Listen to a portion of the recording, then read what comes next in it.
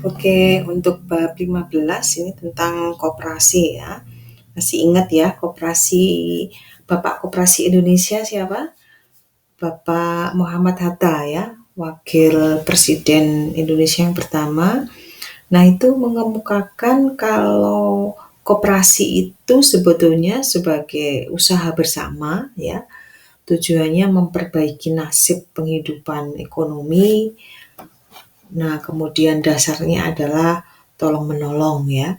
Namun dalam perjalanannya, koperasi ini yang sebenarnya ini sesuai dengan jiwa bangsa Indonesia ya, karena berdasarkan tolong-menolong. Namun justru perkembangannya kurang menggembirakan ya. Koperasi yang dianggap sebagai anak kandung dan tulang punggung ekonomi kerakyatan justru hidupnya timbul tenggelam ya, meskipun pemerintah sudah berjuang ya untuk menghidupkan serta memberdayakan koperasi di tengah-tengah masyarakat itu ya. Nah, kalau kita lihat definisinya ya di Undang-Undang Nomor 2592 itu anggotanya beranggotakan orang ya atau badan hukum koperasi. Melandaskan kegiatannya berdasarkan apa? Prinsip-prinsip koperasi. Sekaligus dia sebagai gerakan ekonomi rakyat yang berasaskan kekeluargaan ya. Nah, sumber dananya dari mana koperasi? Sumber dananya bisa berasal dari iuran wajib ya, iuran pokok dan iuran sukarela. Nah, itu dari anggota ya. Yang dari luar bisa juga dananya berasal dari badan pemerintah berdasarkan dari lembaga-lembaga perbankan dan lembaga swasta yang lainnya. Nah, kemudian kalau Anda menanamkan saham, kalau misalnya saham itu Anda menerima apa returnnya? Dividen. Nah, kalau Anda adalah anggota koperasi ya, maka returnnya apa? Returnnya adalah sisa hasil usaha atau SHU nanti yang dibagikan kepada para anggota, gitu ya. Jenisnya, kita bahas jenisnya sekarang. Menurut fungsinya, koperasi ini dibagi menjadi produksi, konsumsi, simpan pinjam ya karena berdasarkan fungsinya dan serbaguna. Jadi serbaguna itu ada beberapa fungsi yang ada di situ ya. Kemudian berdasarkan tingkat luasnya ada koperasi primer dan koperasi sekunder. Nah, kalau koperasi primer itu terdiri dari minimal ada 20 orang. Jadi perorangan ya, si A, si B, si C. Namun kalau koperasi sekunder ini koperasi yang terdiri dari gabungan-gabungan badan koperasi ya dan punya cakupan yang lebih luas lagi dibandingkan dengan koperasi yang primer. Nah, artinya memang di koperasi ini anggotanya bukan si A, si B, si C, tapi gabungan ya, gabungan badan-badan koperasi. Nah, jenis simpanannya tadi sudah saya bahas sedikit, wajib, sukarela ya. Nah, ini pokok, simpanan wajib, pokok, simpanan berjangka. Simpanan pokok itu uang yang jumlahnya sama banyak atau nilainya sama antar anggota satu dengan anggota yang lainnya ya. Nah, simpanan pokok ini nggak bisa diambil selama dia menjadi anggota koperasi tersebut.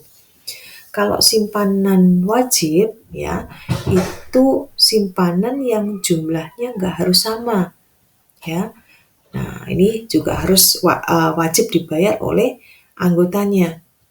Nah, simpanan wajib ini juga tidak dapat diambil selama yang bersangkutan masih menjadi anggota koperasi. Kemudian yang ketiga itu adalah simpanan berjangka. Ya, nah artinya simpanan ini penyetorannya dilakukan satu kali untuk suatu jangka waktu tertentu sesuai dengan perjanjiannya, ya. Nah, nggak boleh diambil sebelum jangka waktu itu berakhir. Nah, kemudian ada tabungan. Nah, tabungan ini penyetorannya ya, pemberiannya itu dilakukan secara berangsur-angsur, jadi diangsur ya. Dan menariknya bagaimana? Penarikannya oleh anggota dengan menggunakan buku tabungan, gitu ya. Keuntungan koperasi banyak sebetulnya ya. Contohnya apa? Biaya administrasi setiap kali transaksi, biaya bunga dibebankannya itu bagaimana gitu ya. Nih, dalam kegiatannya bunganya relatif murah, sekitar 12% setahun. Kemudian contoh langsung ke contoh ya. Contohnya ada koperasi simpan pinjam, namanya Makmur ya, koperasi simpan pinjam Makmur. Dia tahun 2020 itu SHU returnnya, atau kalau di saham itu dividennya, atau kalau di koperasi SHU-nya, sisa hasil usaha, itu 40 juta. Nah, sesuai kesepakatan ya dalam ADART, anggaran dasar, anggaran rumah tangga, persentasenya seperti ini ya. Pembagian SHU-nya itu cara ngitungnya adalah disepakati begini. Jasa modal 20%, jasa modal anggota 25%, cadangan koperasi 40%, dan yang lain-lain 15%. Itu ketentuannya. Nah, kebetulan ada saat itu jumlah simpanan anggota, semua anggota itu punya simpanan 60, kalau di total ya 60 juta. Nah, kemudian dalam tahun itu juga penjualan koperasi itu 100 juta ya. Nah, contohnya Budi ini anggota koperasi Makmur, dia punya simpanan pokok 2 juta, simpanan wajib 4 juta, dan Budi ini dalam tahun itu sudah berbelanja di koperasi sebesar 2 juta rupiah. Maka berapa SHU yang diterima Budi ya? Nah, kalau koperasi ini Anda harus mengetahui penghitungannya dengan melibatkan JUA dan JMA. Apa itu JUA? JUA itu jasa usaha anggota, dan JMA adalah jasa modal anggota ya. Nah, caranya jasa penjualan itu artinya apa? Jasa penjualan. Jasa penjualan itu jasa yang diberikan atas kontribusi seorang anggota dalam melakukan pembelian di koperasi. Jadi kalau Budi tadi sudah mencapai 2 juta setahunnya. Kemudian jasa pinjaman itu adalah jasa pinjaman yang didapatkan atas aktivitas anggota melakukan peminjaman. Jadi di sini Budi sudah pinjam 4 juta. Nah, itu yang diperhitungkan dalam menghitung nilai SHU. Nah, bagaimana ngitungnya? Jasa usaha anggota, penjualan anggota dibagi total penjualan koperasi kali JMA kali SHU. Sedangkan yang anggota itu simpanan anggota dibagi total simpanan koperasi dikali persentase jasa modal dikalikan SHU. Itu ya.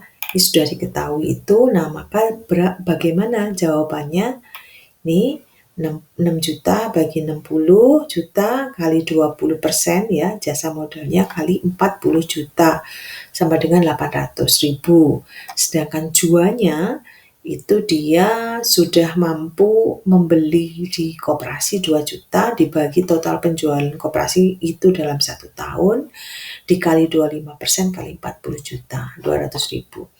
Berarti yang diterima oleh Budi sebagai SHU tahun itu adalah 800.000 ditambah 200.000 sama dengan 1 juta. Nah, itu ya.